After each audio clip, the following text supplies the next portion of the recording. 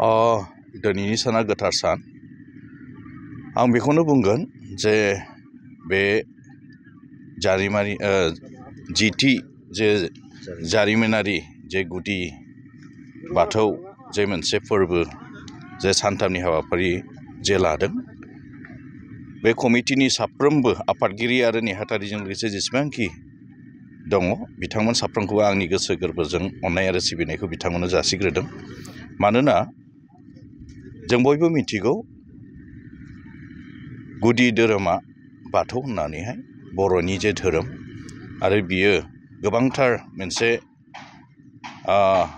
फुजा फाथजों लोगोसे गोबां फैबाय थानाय जेनेरेसनखौ माब्रै धोरोमनि फारसे समाजनि फारसे दैदेनलांनांगौ बा आवगायलांनांगौ बेखौ गोबांथार बेवहाय सोलोंलायनाय जागोन आरो फुजा खेराइ जागोन। दा बिनिखायनो बे सानथामनि जे हाबाफारि 14, 15 आरो 16 बे मेन गेट जे नब्लां बेखौ बेखेवनो थाखाय आंखौ आलासि महरै लिंहरदोंमोन। थांनाय बोसोरावबो आंखौ लिंहरदों, बे बोसोरावबो लिंहरदों, बेनिखायनो स्पेसियेलि बिथांमोन साफ्रोमखौबो थेंक्स होनदों आंनि गोसो गोरबोजों।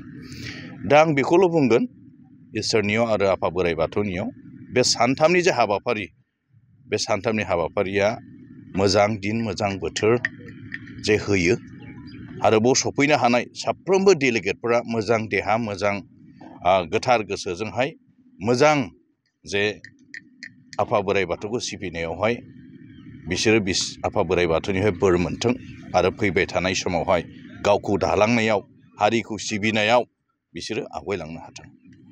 आरो बाव जेसेबांखि चिफ गेस्टफोर फैगोन लेंहरजानाय साफ्रोमबो सफैथों आरो जोंनि बर' समाजनि आरो बे धोरोमनि थाखाय मोजां बाथ्राफोरखौ बयनोबो जोंनो बर' हारिनो राननानै होफैथों आं बेखौनो आपिल खालामो। जिथि जारिमिनारि संकस खेराइ दिनैनिफ्राय आरम्भ जाजेनबाय। सानथामनि हाबाफारि 14, 15, 16 दा जोंहा दहाय फुङावहाय गाहाय दरखं बेखेवनाय बे हाबाफारिमोन।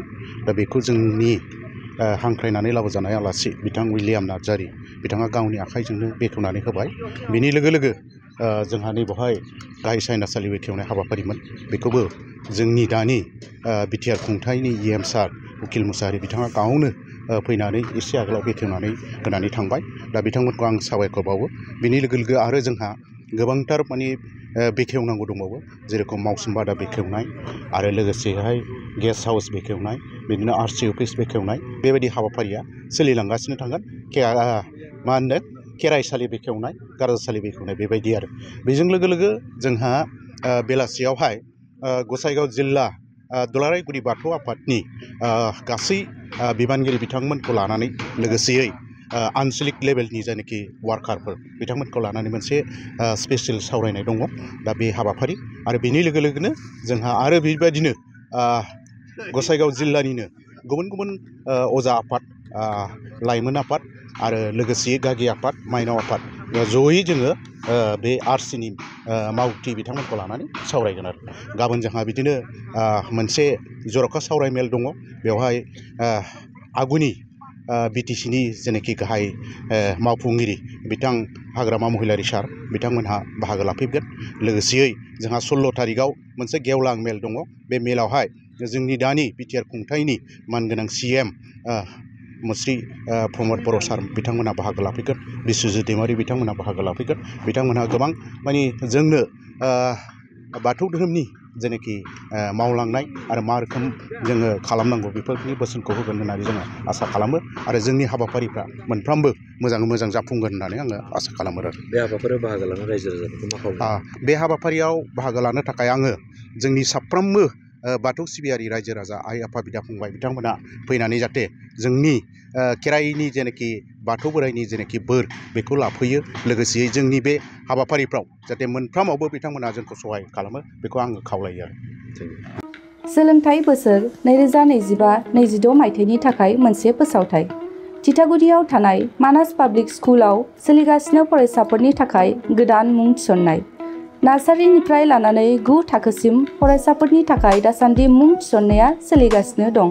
मानास पाब्लिक स्कुला गुन गोनां सोलोंथाइ होनायजों लोगोसे बेयाव फरायसाफोरनि माखासे खाबुफोरबो दं। Basic computer education, English speaking environment, highly skill and qualified teacher, गासिबो रोखोमनि गेलेमु गेलेनाय आरो योगा क्लासखौ मोनफागोन। लोगोसेनो फरायसुला फरायसुलिफोरनि थाखाय आलादा आलादा हस्टेलनि खाबुबो दं। गोसो गोनां फरायसाफोरा मानास पाब्लिक स्कुलाव नार्सारिनिफ्राय 9 थाखोसिम मुंखौ थिसननो हागोन।